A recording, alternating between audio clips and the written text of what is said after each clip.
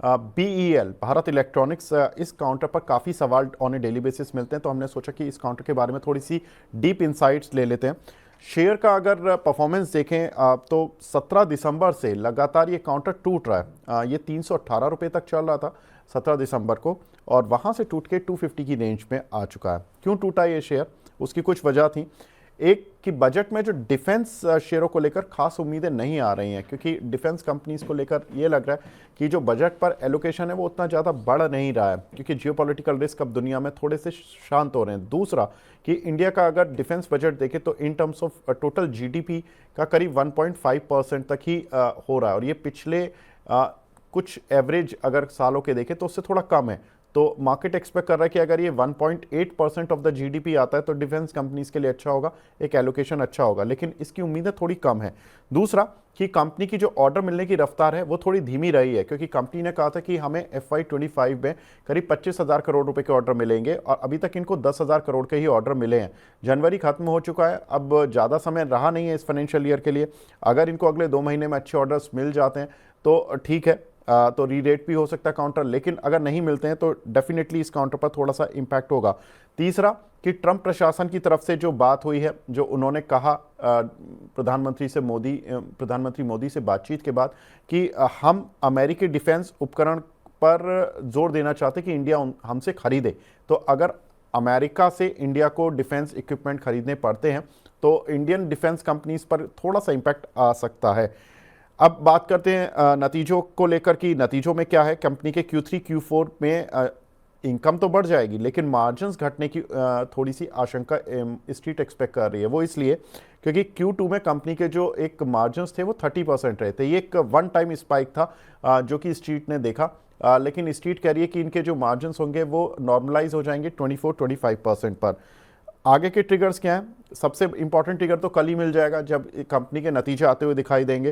Company के results में आय में करीब 20% और प्रॉफिट में करीब 15% बढ़ने का अनुमान है ऑन ए YOY बेसिस। तो नतीजे YOY बेसिस पर तो आपको ठीक दिखेंगे, लेकिन Q-on-Q बेसिस पर थोड़ा धीमापन भी दिखेगा। उसमें क्या है कि आय तो बढ़ेगी, करीब 8% रेवेन्यू बढ़ता हुआ दिखाई देगा, लेकिन जो प्रॉफिट है वो करीब 5.6% गिरने का अनुमान है। ये हमने MOSL की रिपोर्ट से एस्टिमेट्स लिए हैं। Q4 में लेकिन नतीजे काफ़ी शानदार रहते हैं, ज़्यादातर डिफेंस कंपनीज़ के, रेलवेज कंपनीज़ के, क्योंकि उनका जो ऑर्डर प्रोक्योरमेंट होता है, ऑर्डर इंप्लीमेंटेशन होता है, उनको अपने फाइनेंशियल ईयर से पहले ऑर्डर्स पूरे करने पड़ते हैं। तो वो जो होता है इंप्लीमेंटेशन के लिए सबसे क्रूशल पीरियड रहता है, यानी कि जनवरी मार्च क्वार्टर के रिजल्ट जो होंगे वो इस कंपनी के अच्छे रह सकते हैं। अक्टूबर दिसंबर के नतीजे कल आएंगे। नतीजों से उम्मीद है YOY बेसिस पर 20% 15% की उम्मीद है ग्रोथ आ जाएगी। कंपनी की ऑर्डर बुक लेकिन काफ़ी अच्छी है, अभी भी 74,600 करोड़ रुपए की है, जो कि इनकी FY24 की इनकम का करीब 3.4 टाइम है। लेकिन ऑर्डर एग्जीक्यूशन तो जरूरी है ही, ऑर्डर की रफ्तार रहना वो इंपॉर्टेंट है। जो हमने बताया कि 25,000 करोड़ के मैनेजमेंट एक्सपेक्ट कर रहा है ऑर्डर मिले, लेकिन अभी तक 10,000 करोड़ के ही मिले हैं।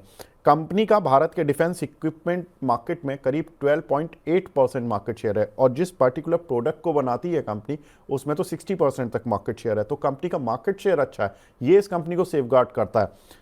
अगर हम इसकी एस्टीमेट देखें on in the financial parameters, तो MOSL के एस्टीमेट है कि FY25 यानी कि इस फाइनेंशियल ईयर में और नेक्स्ट फाइनेंशियल ईयर में कंपनी की जो EPS है वो 6.6 और 7.9 रुपीज़ रहने का अनुमान है। और अगर हम FY26 की EPS को डिस्काउंट कर देखें अभी के प्राइस पर, तो ऑलमोस्ट 32-33 के PE मल्टीपल पर ये काउंटर चल रहा है। MOSL की ये आप एस्टीमेट देख सकते हैं स्क्रीन पर। PE मल्टीपल करीब 32-33 की रेंज में चल रहा है। MOSL कहते हैं कि इस काउंटर को बाय करके चला जा सकता है। टारगेट उनके तो 360 रुपये के है। लेकिन अमित सर, जिस तरह के मैंने ट्रिगर्स बताए जो कि इनकी रिपोर्ट के कुछ दौरान आए हैं, जो इन्होंने अपनी रिपोर्ट्स में भी लिखे हैं, और डोनाल्ड ट्रंप वाला जो ट्रिगर है ये अभी 1-2 दिन पहले ही आया। सर कैसे देखें इन डिफेंस कंपनीज को, और क्या कुछ आपका आउटलुक रहेगा सर BEL पर? विवेक, मेरा आउटलुक पॉजिटिव है।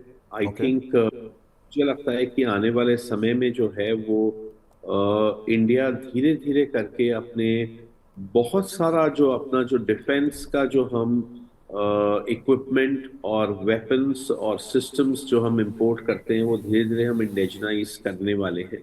आने वाले 5 से लेकर 10 सालों में। और इसमें जो है वो भारत इलेक्ट्रॉनिक्स और हिंदुस्तान एरोनॉटिक्स और भी तमाम जो कंपनियां जो इस पूरे फील्ड में लगी हुई हैं, इंक्लूडिंग बीएमएल, आई थिंक इन सबके लिए ये बहुत अच्छा ये होने वाला है नेक्स्ट 5 to 10 years।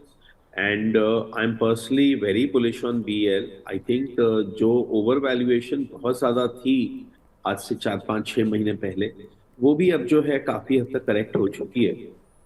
और मुझे लगता है कि स्टॉक एक कॉन्ट्रा ट्रेंड रैली के लिए भी तैयार है। So I think Bharat electronics is a great buy at these levels.